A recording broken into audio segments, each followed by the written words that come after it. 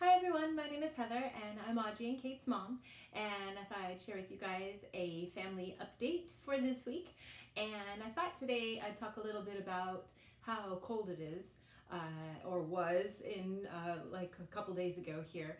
And I think a lot of people kind of don't really know what the temperature's like in Japan, or what the lifestyle is like. And so sometimes when they come here, they're a little surprised by those kinds of things. I'm from Colorado, and so I grew up with very cold winters and very hot summers. And because I'm from Denver, we didn't really ever have any spring or fall. We just had, either rain, either snow, or really hot days. No, I'm kidding. We have a couple of days of spring and a couple of days of fall here and there, but they're very few and far between.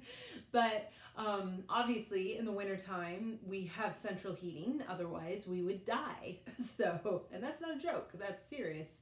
So, I was very used to always having a nice warm house that was at least 70 degrees inside, and that was just sort of the normal way that a lot of people in America live if you live in a state that does get cold enough. Because if it gets cold enough, it gets really cold, not kind of like an in-between cold. So and then in the summertime, because it's Colorado, it was very dry. And when I was growing up, my family never had air conditioning. We just had fans. The schools usually just had fans. But you find lately, as I got older, I was kind of laughing because my parents got air conditioning. I'm like, what? You guys never had it when I was a kid. Why are you getting it now? But they get all the good stuff when I've moved out. So I always tease them about that. But, so now my dad, he has this awesome, great air conditioning system that kicks in whenever it gets too warm. So a lot of people in the States, I think, we're very used to that kind of a lifestyle. We're very spoiled about how our temperature in our rooms and our homes and offices are, because, and this is partially because we're just spoiled in general, and then also because the cost of electricity is not nearly as high for us as it is for people in other countries. So in Japan, for example, it's really expensive. And also you add to that, I think, just a general kind of mentality that people don't waste, here. Whereas in the States, we're very, gung-ho for wasting things sometimes. And then, there's different times where that's different, though. I can't say that it's an all-exclusive thing. One thing that comes to mind in Japan that is very wasteful is candy wrappers. Every single thing is in a box, in a bag, inside little individual foil wrappers. And it's not changing, despite everyone being really gung-ho about trying to save the environment and stuff. Nobody's bothering to make less packaging.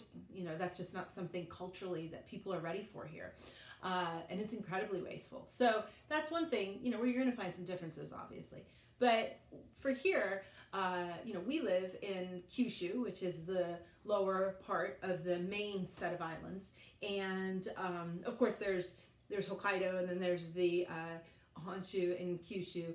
And then you, of course, have Hokkaido's up here. Okinawa, which is further south. Okinawa is like a very tropical place. It's a lot like Hawaii. It's not very close to the main islands. And so a lot of people here treat it like we treat Hawaii, like it's this cool tropical getaway that you go to. When we have typhoons, they get hit the hardest. They always get slammed by it. They're used to it, but it still is not a very good thing. So their lifestyle there is very different, of course, because people that live in Colorado don't have the same lifestyle as people in Hawaii. So it's a very different kind of climate. Once you get to the main islands, where we have, in Kyushu and then where Tokyo and Nagasaki are, for example, if you compare those two, obviously where Nagasaki is, it's much farther south, so it is warmer, but not like by a lot. It's enough though that in the summertime it's probably not that different. It's pretty warm still in Tokyo too, but we get a little warmer by like 1 degree maybe on average. But in the wintertime, they get a lot more snow up in Tokyo than we do. We just don't tend to get very much. Maybe it snows, in the past we've had, an average probably of a couple centimeters every year. We'll get a couple of snowstorms that'll come through.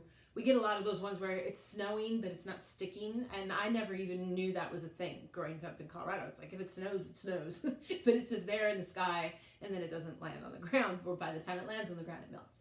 So, that kind of environment was kind of new. There's not very many nights when the temperature goes below freezing. And obviously, if it doesn't go below freezing, snow can stick because the ground doesn't get cold enough. So it's sort of just a whole different sort of mentality. And if you know and you are from a place that does have a lot of snow, and then you've been in a place that does not have a lot of snow, you know how people freak out when they get snow there because it's like, oh my God, it's 2 centimeters. What are we going to do? So everybody has to whip out their tire chains. Who even uses tire chains anymore? But I guess when you live in a place where there's maybe a chance, maybe once a year of snow, you're not going to have, all-terrain tires. So, it's a very different kind of lifestyle. I was like, I've never put tire chains on before because all of our cars automatically have that, snow tire tread from the beginning. So yeah, that was kind of weird getting used to. Everyone's like freaking out. Oh, we can't go down the mountain. What are we going to do? First of all, it's not a mountain, it's a hill, and it's not a very big hill. And yes, it does get icy, and it does get a little bit surprising to drive on. And when most people's cars here are those little tiny cars that you guys see, the little K cars that are very small, they're very light and they don't have a lot of weight. And so they can be a little tricky to maneuver, especially if you hit a patch of ice. But, and then of course, if people aren't used to how to drive on that, they don't know what to do. So it's good that people are cautious. You don't want to be, I think sometimes like in Colorado, everybody's like, snow, I can still drive 80 miles an hour and I'm fine, And you're like, no, you really should slow down, because you're not God. So, but lots of people there think they are. So, so it gets cold enough to snow a little bit. And this year was weird. We thought, oh, we're going to go the whole time and not have any snow, which would have been a first for me because we've always had at least a dusting that stuck, and it hadn't come yet. And then it finally did. So we have that situation, but because it's a place that's not ready for that, when the temperature does drop below zero, the water pipes freeze because we are not in a place that is accustomed to that. And so there was a couple of times, a couple of years ago when Audrey was in 6th grade and Kate was just in 1st grade, where it froze, and it froze significantly. And so there was no school lunch because there was no running water, so they couldn't make any food. And it lasted a week. There was 5 days where the kids only got jam and bread that they bought from the store. And some kids that are 6th graders, if you have a 6th grade boy, jam and bread is not enough food. If you have a 6th grade girl, it's not enough food. And so a lot of parents were like, well, that's stupid. Our kids are starving. Can we send them to school with a box lunch? And the school was like, no, you cannot send lunch with your kids. Because in elementary school, when it's decided that everybody eats school lunch, nobody breaks the rules. You're not allowed to bring your own because you're like, I don't really like fish. Nope, you have to eat it anyway.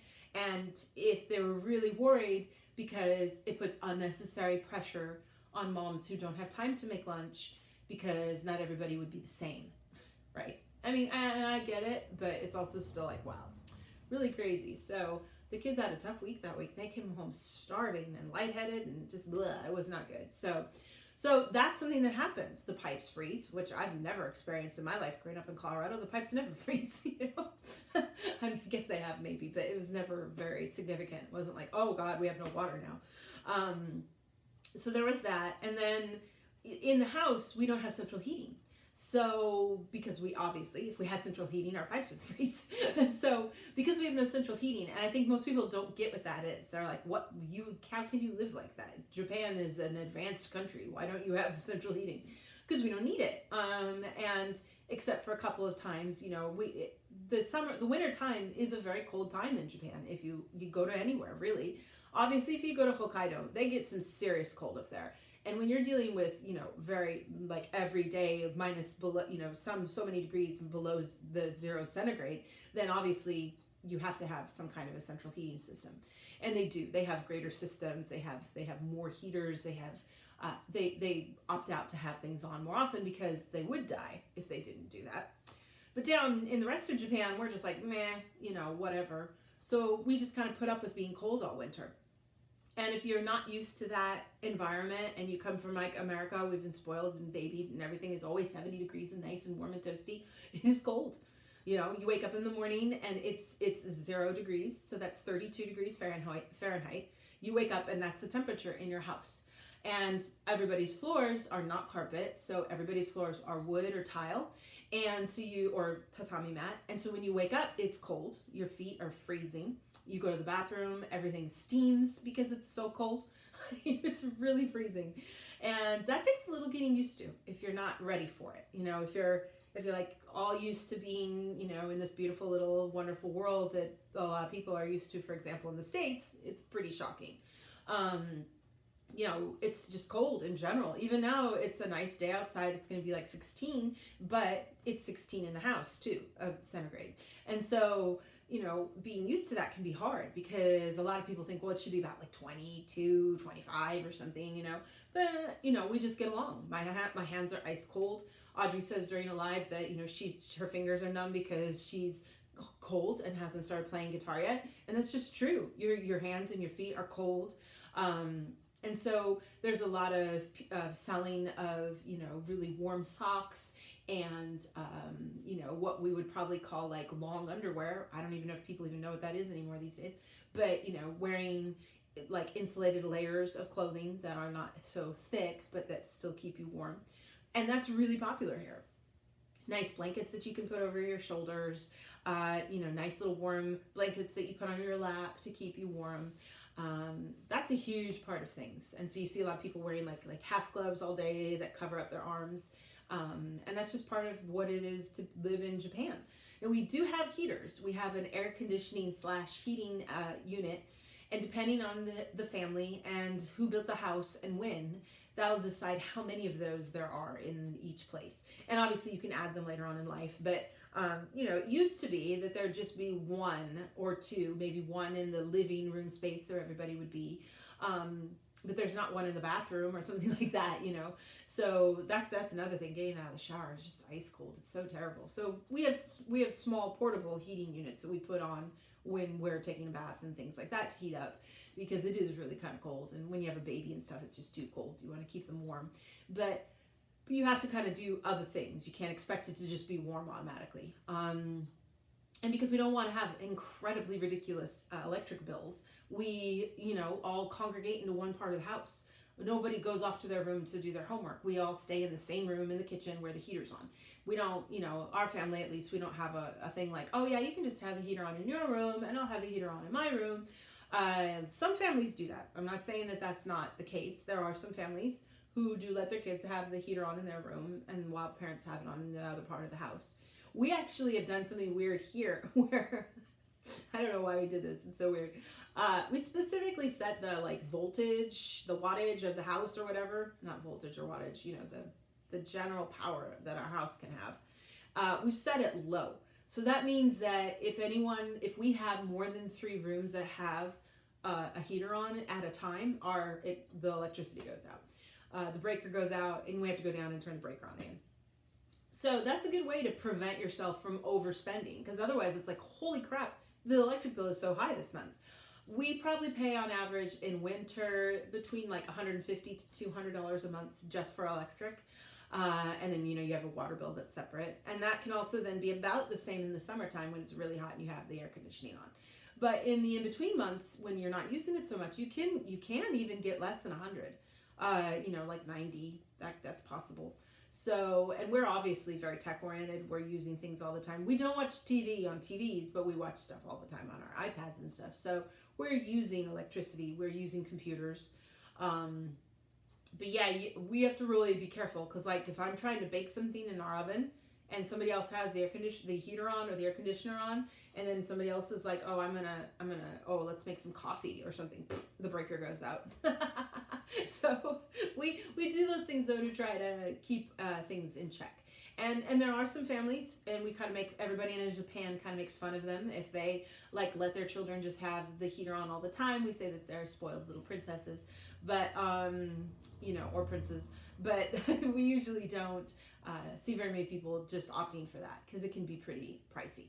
And so even though it used to be that there was only one heater in each room, in one room, now you do find heaters in each room, but like I said, it may not always be on. So we're pretty good about, turning the lights off when you leave a room, making sure that electricity is off and done with before you go someplace else. And that's just something that's really common here. And it's part of the lifestyle. So I think a lot of people who live here and then they go to the States are like, wow, my apartment, it has like heating all the time. What the heck, I like showing people photos from when I go to see my parent, to see my dad and stuff during the winter, because it's like everybody in the house has short sleeve shirts on and it's like, really cold outside and snowing. And we're just like, oh, when you're inside, it's warm. You don't, it's nice to take a layer off sometimes because you're not that cold really. Whereas here, you have to have lots of layers. When I first moved here, we lived in a different, not our main house that we live in now. There's another little tiny house next door. That's where Moss's father lives. But we lived there first, and there was no heater in that house at all. There is one now, but there was nothing. So sometimes people use a kerosene-based stove, like a space heater kind of, or electric space heaters. But kerosene stoves are really popular. But the one we had was so old and it smelled terrible and it just gave us massive headaches that we opted out never to use it. So we were just literally wearing coats when we were sleeping because it was so cold. Now, like we have electric blankets that we turn on and that makes everything nice and toasty and we don't have to have the heater on the whole night and everybody can stay warm. Or hot water bottles, which, I thought only people that my grandparents used in the old days, but they're very popular and a really good way to warm up your bed. So I think, getting used to those things, if you are going to be here and you're going to be in the winter, it can be surprising. And really, it's not that cold. It's just that we just live a different way during cold months. Now, in the summer months, people are trying more to have air conditioning on. But again, you don't want to waste too much energy, so everybody kind of congregates into one room where it gets cooler. And there is a thing, though, where in the summer months, if you're in a room with too much air conditioning, you kind of start to feel weird, you kind of get sick.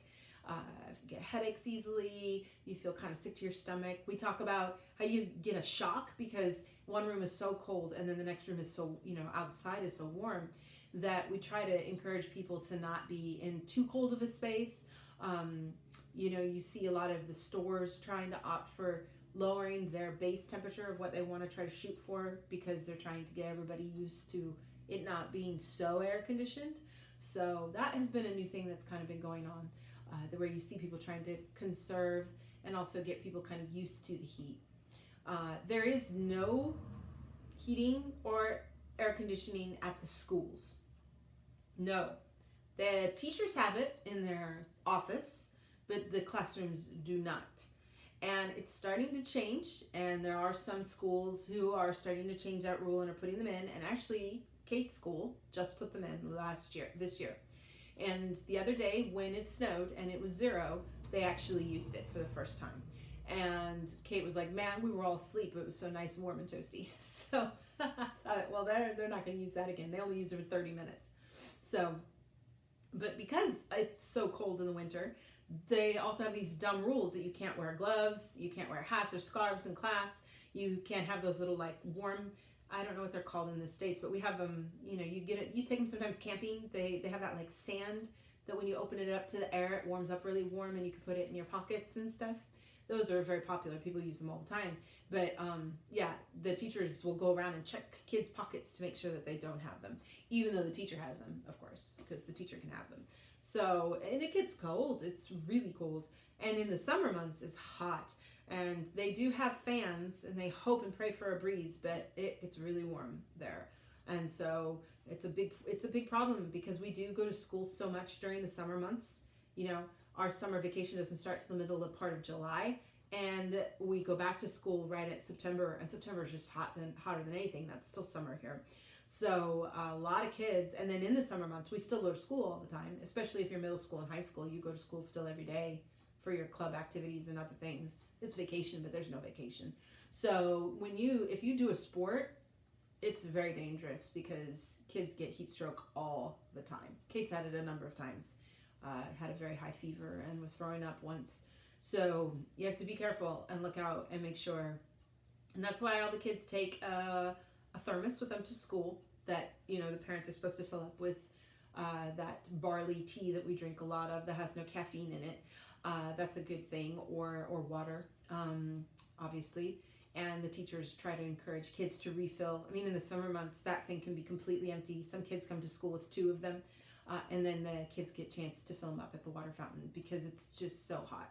So you have to be careful of that. But that's a whole thing we'll talk about when it's hot later. But I just wanted you guys to kind of know a little about what it's like here, and kind of be ready for it if you do ever get a chance to visit.